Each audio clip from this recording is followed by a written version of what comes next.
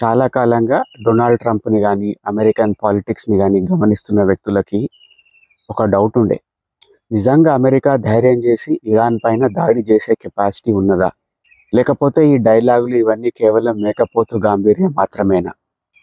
ఎందుకంటే దాని యొక్క పర్యవసానాలు ఏంటియో అందరికీ తెలిసిన విషయమే.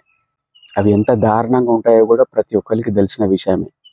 ముస్లింల లోపల షియా వర్గానికి చెందిన ఫాలోవర్స్కి అతిపెద్ద సుప్రీం లీడర్, అతిపెద్ద గురువు, ఒక నార్త్ స్టార్ లాంటి వ్యక్తి ఎవరు అంటే ఇరాన్ దేశానికి చెందిన సుప్రీం లీడరే ఉంటారు. సో ఆ దేశం పైన జరిగే దాడికి ఆటోమేటిక్గా తీవ్ర పర్యవసానాలు ఉంటాయి. మీరు మీడియాలో గమనిస్తే కనుక చాలా దేశాలు ఈ దాడిని ఖండిస్తాయి, ఇటువంటి చర్య తీసుకునేది లేకుండే అంటారు. ముఖ్యంగా మిడిల్ ఈస్టర్న్ కంట్రీస్, ఇంకా చెప్పాలంటే ఆ రీజియన్ తోటి సంబంధం లేని కంట్రీస్ కూడా దీన్ని ఖండిస్తాయి. ఎందుకు? Political correctness.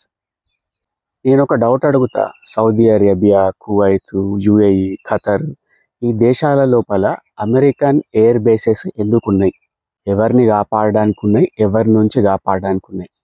ఎందుకంటే అక్కడ ఆయిల్ ప్రొడక్షన్ కేంద్రాల పైన ఇరాన్ దాడి చేయకుండా, ఇరాన్ యొక్క ప్రాక్సీస్ దాడి చేయకుండా, ప్రాక్సీస్ అంటే ఎవరు?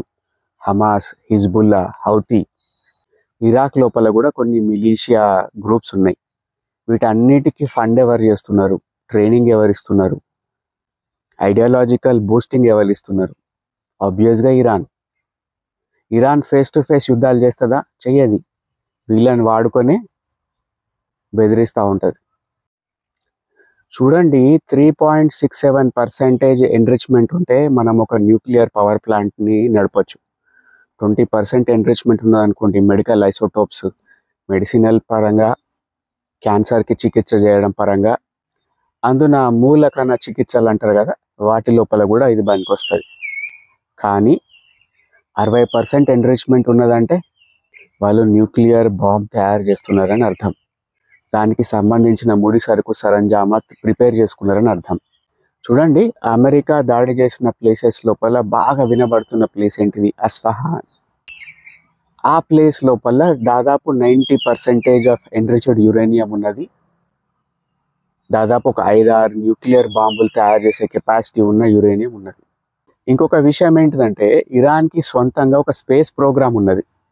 నిజంగా ఇరాన్ అనుకుంటుందా అంతరిక్షంలోకి పోవాలి, చంద్రుని దగ్గరికి పోవాలి, ఖగోళానికి సంబంధించిన రహస్యాలను ఛేదించాలని అనుకుంటుందా? వాళ్ళకున్న స్పేస్ ప్రోగ్రామ్ యొక్క ముఖ్య ఉద్దేశం ఏంటిది? ఇంటర్ కాంటినెంటల్ బ్యాలిస్టిక్ మిసైల్స్ని తయారు చేయడం.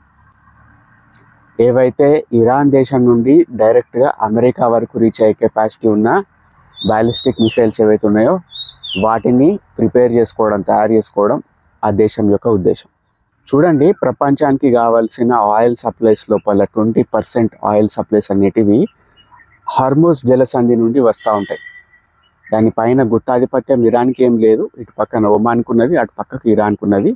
కానీ తను దాన్ని ఆపదలుచుకుంటే, బ్లాక్ చేయదలుచుకుంటే, నియంత్రించదలుచుకుంటే చేసే కెపాసిటీ ఉన్నది. కానీ అదొక సూసైడల్ మూవ్ లాంటిది అన్నట్టు. ఎందుకంటే ఇరాన్కి అన్నం పెడుతున్నది అదే. సో ప్రతీకార ఇచ్ఛతోటి వాళ్ళు కనుక దాన్ని బంద్ చేస్తే వాళ్ళే తీవ్రంగా నష్టపోతారు. మిగిలిన ఇరాన్కి బాగా క్లోజ్ ఫ్రెండ్ ఎవరైతే చైనా ఉన్నదో అది కూడా బాగా నష్టపోతుంది. సో వాళ్ళు దాన్ని వద్దనే అవకాశం ఉంటుంది. ఒకవేళ వాళ్ళు బంద్ చేసినా కానీ కొంతకాలం మాత్రమే, పేరుకు మాత్రమే బంద్ చేసి మళ్ళీ ఓపెన్ చేసే అవకాశమే ఉంటుంది. ఈ వీడియో ద్వారా నేను ఒక చిన్న ప్రిడిక్షన్ అంటారా, కాషన్ అంటారా, ఇది చెప్పబోతున్నాను. ఏంటిదంటే, ఇరాన్ యొక్క సుప్రీం లీడర్ ఖొమైనీకి ఉన్న పవర్ కానీ, ఐడియాలజికల్ యొక్క మైట్ కానీ, ఇది చేయబట్టి అతను ఒక ఫత్వా జారీ చేసిండు అనుకోండి, ప్రపంచంలో ఉన్న ఎక్కడైనా కానీ నా ఐడియాలజీ ఫాలో అయ్యే వాళ్ళు కానీ, నన్ను నమ్ముకునే వాళ్ళు కానీ, మీరు అమెరికాను వదిలిపెట్టద్దు, అమెరికన్ సిటిజన్లను వదిలిపెట్టద్దు, ఇజ్రాయెల్ను వదిలిపెట్టద్దు, జ్యూస్ని వదిలిపెట్టద్దు, లేకపోతే ఈ దాడులకు సహకరించిన ఏ దేశాన్ని, ఫర్ ఎగ్జాంపుల్ ఇంతకుముందు మనం మాట్లాడుకున్నాం చూసిరా, ఖతర్ కానీ, యుఏఈ కానీ, సౌదీ అరేబియా కానీ, ఈ దేశాలు కొద్దిగా ఫ్రెండ్లీ దేశాలు to America and Israel. So ఆబ్వియస్గా వాళ్ళపైన కూడా ఇండైరెక్ట్గా దాడి చేయొచ్చు అని కనుక ఫత్వా చేస్తే దాన్ని ఇంప్లిమెంట్ చేయడానికి తహతహలాడే వాళ్ళు చాలామంది ఉంటారు. లోన్ వూల్ఫ్ అటాక్స్ అంటారు చూసిరా, ఒకే ఒక వ్యక్తి వెళ్ళి కిడ్నాపులు చేయడం, మర్డర్ చేయడం, బాంబు కట్టుకొని వెళ్ళిపోవడం,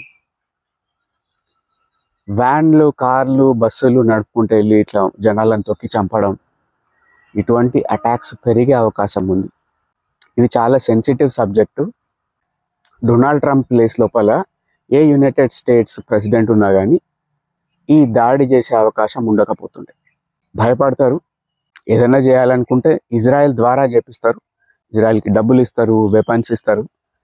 కానీ direct American soldiers, American B-2 bombers use చేసుకొని ఈ బంకర్ బస్టర్ల ద్వారా, స్పైస్ బాంబ్స్ ద్వారా దాడి చేసే ధైర్యం చేయకపోదురు. కానీ డొనాల్డ్ ట్రంప్ ఒక డిఫరెంట్ క్యారెక్టర్. కొద్దిగా ధైర్యం ఉన్న వ్యక్తి, కొద్దిగా మాచోయిజం ఉండే వ్యక్తి, కొద్దిగా స్క్రూ లూజ్ ఉన్న వ్యక్తి. కాబట్టి అతను ఈ ధైర్యం చేయగలిగిండు.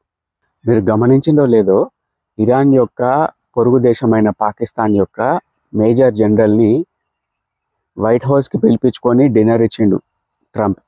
అక్కడ ఒక చిన్న డీల్ జరిగింది వీళ్ళకు.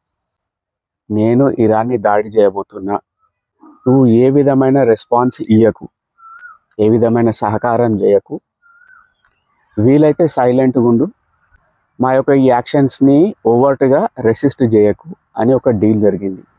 ఆబ్వియస్గా ఈ డీల్ లోపల మీకు ఇంత డబ్బులు ఇస్తాము, లేకుంటే మీకు ఇంత ఎయిడ్ ఇస్తాము, మీకు పలానా వెపన్స్ ఇస్తాము, ఇట్లా అట్లా అని ఒక డీల్ జరుగుంటుంది.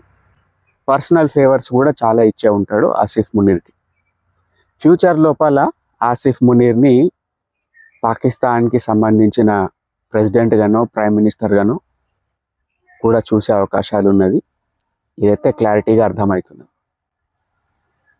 పాకిస్తానీ జనాభాను, ప్రజలను బుజ్జగించడానికి పాకిస్తాన్ యొక్క ప్రైమ్ మినిస్టర్ కానీ, ప్రెసిడెంట్ కానీ, ఈ జనరల్స్ కూడా కానీ వాళ్ళు బయటికి వచ్చి మేము దీన్ని మద్దతు ఇస్తలేము, దీన్ని ఖండిస్తున్నాము, ఇది అదని చెప్తారు. చాలా దేశాలు కూడా ఇట్లానే ఖండిస్తాయి. కానీ పర్సనల్ కాన్వర్సేషన్స్ లోపల, బ్యాక్ ఛానల్ టాక్స్ లోపల వాళ్ళు ఒక రకంగా మద్దతు చెప్తూ ఉంటారు. సో ఇది ఫ్రెండ్స్, ఇరాను ఇజ్రాయెల్ మధ్య జరుగుతున్న యుద్ధం, అందులోపల అమెరికా ఇన్వాల్వ్మెంట్, ఈ టాపిక్ పైన కాసేపు మీతోటి మాట్లాడబుద్దైంది. Take care friends.